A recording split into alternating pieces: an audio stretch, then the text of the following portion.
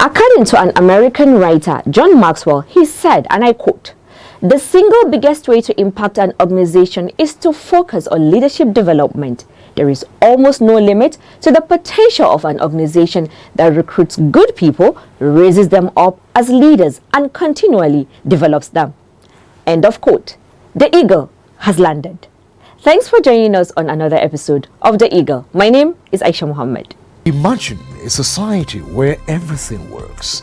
Durable road networks, stable electricity supply, portable water, well-equipped and functional healthcare facilities, quality education for all, affordable housing schemes, social security benefits, job creation, and a lot more that makes life comfortable to live.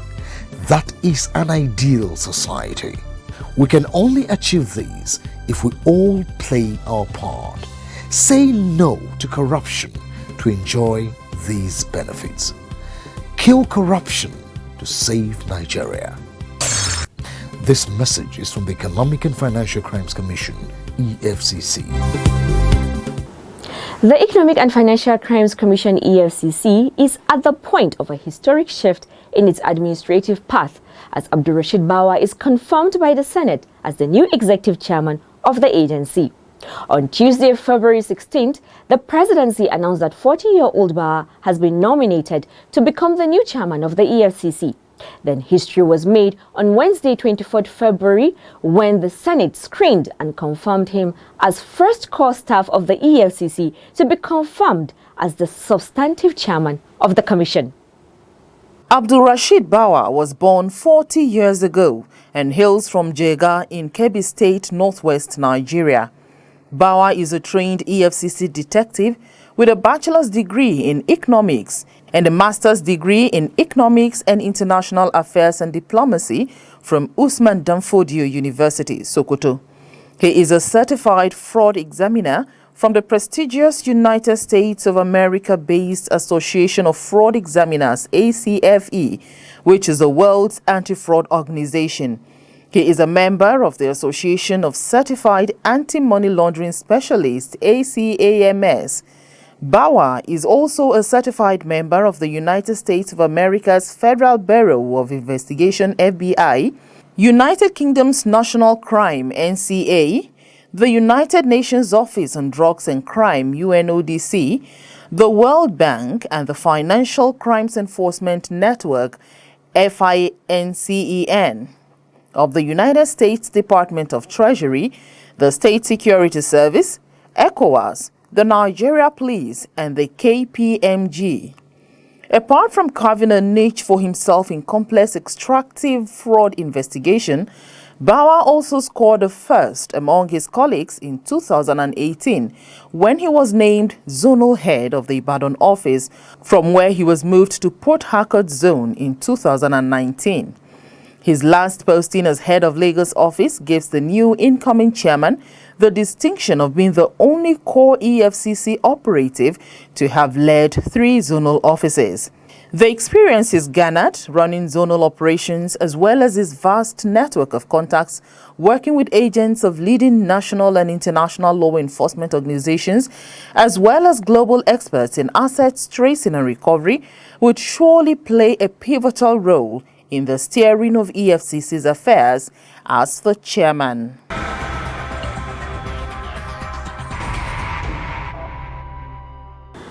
The Senate confirmed the appointment of Abdulrasheed Bawah as the new executive chairman of the Economic and Financial Crimes Commission, EFCC. The confirmation was the climax of a screening session that lasted for over 2 hours, in which the new chairman answered several questions as well as took valuable pieces of advice from the distinguished senators. Martha Eche again has the details of what transpired in the Red Chamber. The members of the hallowed chamber were comfortable with the new EFCC chair, whose introductory remarks on his curriculum vitae greatly impressed them. My name is Abdurrashid Bawa. I'm a 40-year-old Nigerian, a public servant, and a detective of the Economic and Financial Crimes Commission, with all the powers, privileges, and immunities of a police officer as enshrined in the EFCC Act. Mr. President, distinguished senators, I hold a bachelor's degree in economics some 20 years ago, and I also have a master's degree in international affairs and diplomacy, both of which I obtained from Usmanu Danfodio University, Sokoto. Mr. President, distinguished senators, I'm a certified fraud examiner from the prestigious American-based Association of Certified Fraud Examiners, which is the largest anti-fraud organization in the world, with over 85,000 members and members drawn from over 140 countries. I'm also a certified anti-money laundering specialist, which is also an American-based association that dedicates itself in enhancing the capacity of financial crime fighters around the world.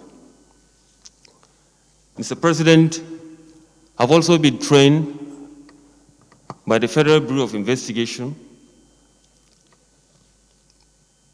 and also the National Crime Agency of the United States and United Kingdom, respectively.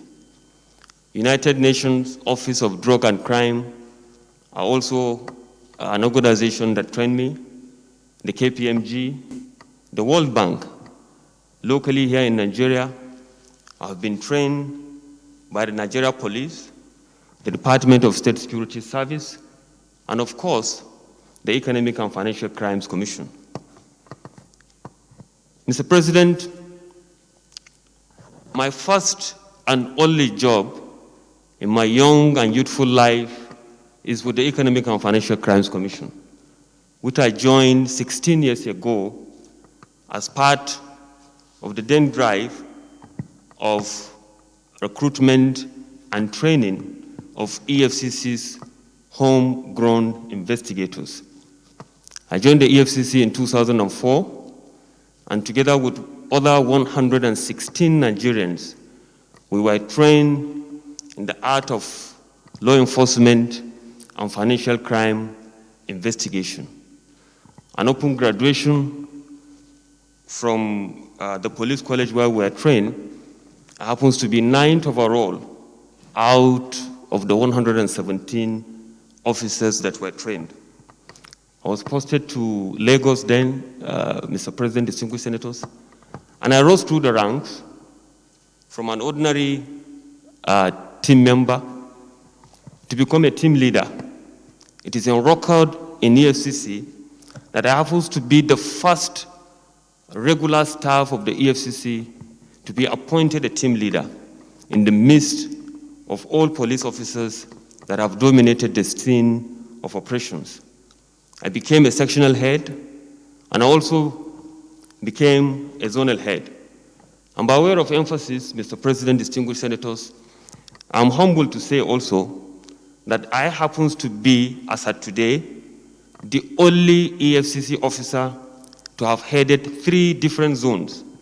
I was first appointed a zonal head of EFCC in Ibadan, and after my service there, I was transferred to Port Harcourt as the zonal head, and currently, before this noble nomination of me to the office of the executive chairman of EFCC, I'm heading the biggest and the largest operational base of the EFCC in Lagos. After his remarks, the Deputy Senate President, Senator Ovie Omoagege, expressed great admiration for the young nominee for his articulation and composure, which he noted was peerless. Mr. President, I am so impressed and I'm in awe in this very awesome presentation by Mr. Bauer, the chairman of EFCC to be. Mr. President, ordinarily, there would have been no need to ask this young man any question. Mr. President, I've been here, this will be my 6th year in the Senate, and I've seen so many nominees come before us. Mr. President, I have not seen any as eloquent in his presentation. He then called on his colleagues to simply ask Bauer to take a bow and go.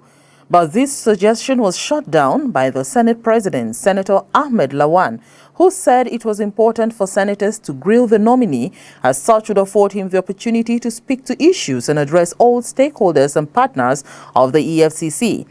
Bauer took the opportunity to state his vision for the EFCC as he responded to questions by the lawmakers.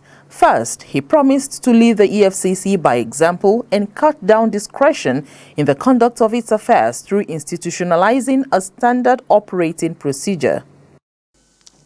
Mr. President, distinguished senators, I wish to state here that in all my career at the EFCC, the provisions of the Constitution of the Federal Republic of Nigeria, the extant laws of this country, rules and regulations within the EFCC have always and will always guide my actions if confirmed by this hallowed chamber as the next executive chairman of the EFCC. I'm not unmindful of the enormous responsibility before me and my colleagues, but I believe we are up to the task. And I also believe that we will not fix the blame of the past. We will accept our own responsibility for the future. The fear of God, national interest, patriotism in us, and the fact that we are young men, the future of this country is with us, are the driving force that will ensure that come what may, at the end of my tenure, I will leave the EFCC a better place. He also noted that he was interested in establishing synergy with other law enforcement organizations, both nationally and internationally, and aggressively pursue the repatriation of seized assets. I've talked about the issue of synergy between the EFCC and sister security and law enforcement agencies in the country, as well as the work I envisage to do together with our own foreign strategic partners. We are going to work on that. We are going to strengthen it. EFCC is not a lone ranger. We are going to reach out. The job of fighting economic and financial crimes is for everybody to be on board. And we will ensure that because we don't have monopoly of knowledge, everybody is on board to ensure that at least we rid this country of economic and financial crimes.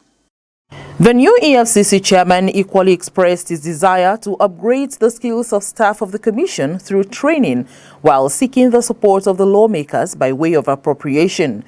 On the issue of management of recovered assets, Bauer said that the commission will be more transparent and accountable while ensuring that final forfeited assets were disposed of immediately. He equally pledged to work with the Interministerial Committee on Disposal of Federal Government Forfeited Assets to ensure the success of their assignment.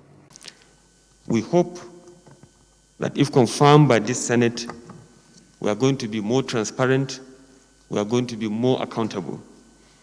We have, of course, the lingering problem or issues bordering on management of assets, etc., etc.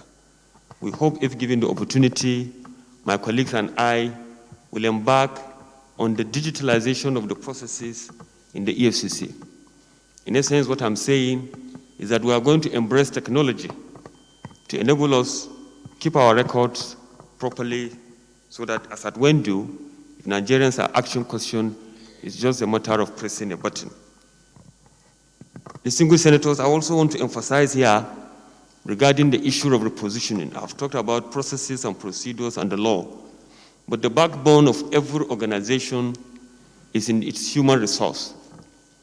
I hope and pray that we will still come back to this chamber, of course, for proper appropriation, etc., to enable us build the capacity of our staff at the EFCC to meet up with the current challenges of new typologies of crime, as well as trends in money laundering, etc., etc., so that at the end of the day, our vision of getting this country rid of economic and financial crimes is actualized. EFCC, as of today, we have, of course, an academy. We need to work on it. We need to reorganize it so that it meets up with the challenge of the current world. In answer to a question, Bawa dispelled the allegation of illegally selling forfeited properties during his time as head of the Port Harcourt office of the Commission. Anybody that is familiar with the processes and workings of the EFCC knows that even the executive chairman of the EFCC doesn't have the powers to dispose a single asset. That responsibility lies with the office of the Secretary of the Commission. I'm saying this, I'm starting from that end to confirm to Nigerians and indeed this chamber that I, as zonal head of the EFCC, never for once sold a single asset in Port Harcourt. I never did.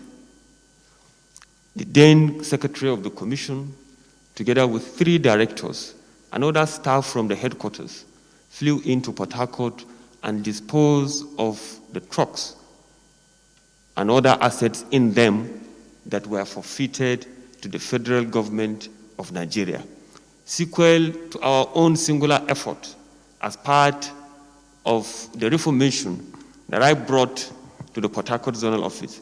Let me put it on record, Mr. President, distinguished senators, that when I took over the Port Harcourt Zonal Office in January 2019, the year before, the Zonal Office recorded only 33 convictions. But because of the way we transformed the Zonal Office, we recorded an unprecedented 216 convictions within a year. 216 convictions. We never sold anything in Port Harcourt Zonal Office. It was the head office that did everything. We don't know how the payments were made.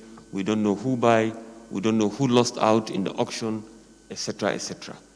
The newly appointed EFCC boss assured that he would live to the expectation of the appointing authorities and teaming Nigerian youths who now look up to him as a model and ambassador. It is our hope that Nigerians and sister agencies, foreign and local, will give the new chairman all the necessary support to see corruption brought to its barest minimum. From the Eagle crew, it is congratulations, and we wish him a successful tenure in office.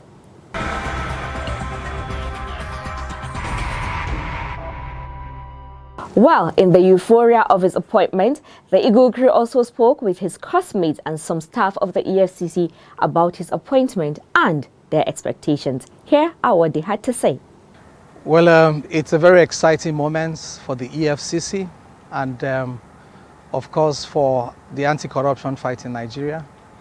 As the entire nation saw on TV during the confirmation exercise yesterday, we saw that Abdul Rashid is fit for purpose. He has capacity, he has the competence, and he has the experience to chart a new course for the anti-corruption fight in Nigeria. The appointment of Mr. Abdul Rashid Bawa has come as a great achievement to the regular staff of the Economic and Financial Crimes Commission. In fact, it's a milestone achievement that we have gotten at this time.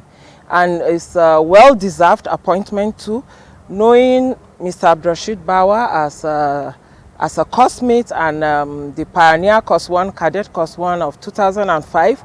We've trained together. He's an intelligent operative.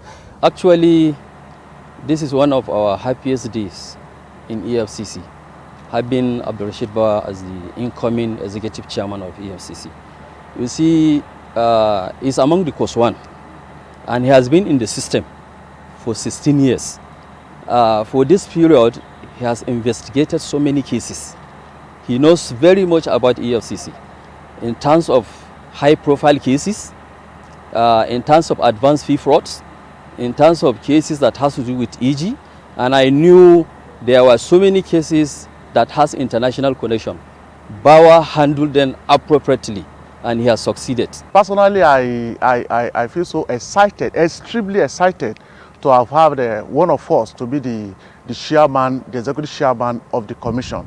Not ordinary cadet, but someone like Oga Abdurrashid Bawa is a man I call small but mighty. You can look at his age. I said he's small, but he's loaded with vast of ideas. Internationally, is exposed, and with what he has done in the commission so far, I'm talking of Ibadan zonal office, Port Harcourt zonal office, Lagos zonal office. The 3 zonal offices, I said, he was there as zonal head, and he was able to transform a lot of things. We cannot have it much better than this in the commission.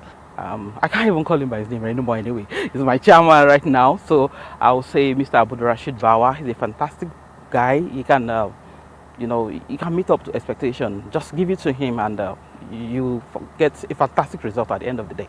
You know, it's just like an idea that has come. The time had come. And Mr. Abdurrashid Bawa is a very excellent man. If you know him very well, he's very sound, very high IQ, and somebody that is able to juggle many balls at the same time. It amazes me how he does it, but he has that gift. And if it's coming to him, somebody who is a natural leader, I mean, I've known him since we were in police college. He has always had that thing about him. And he knows how to interact, how to relate to people. He's a very charming person. He can charm you when he's talking to you.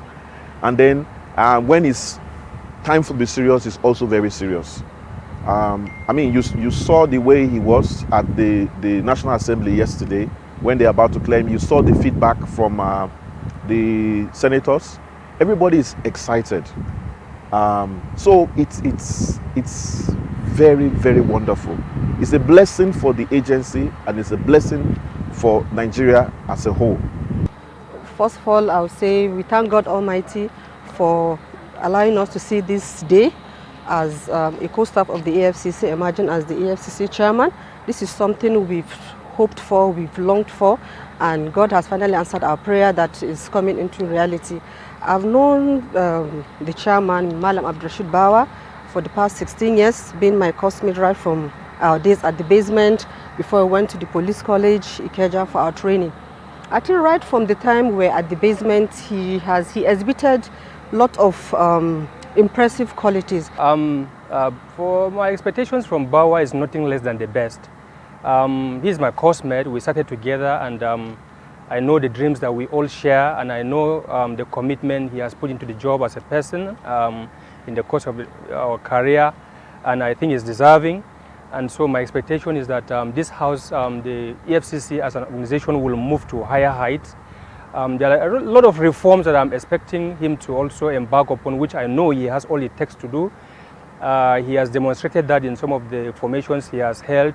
And so I have high expectations that there will be a lot of leaps and progress and a lot of reforms and review of some certain things that need to be done differently. My expectation is high, actually. And with that, we have come to the end of today's episode of The Eagle. To be part of the program, send your inquiries and suggestions to The Eagle at efccnigeria.org or search and follow us on all our social media platforms at Official EFCC.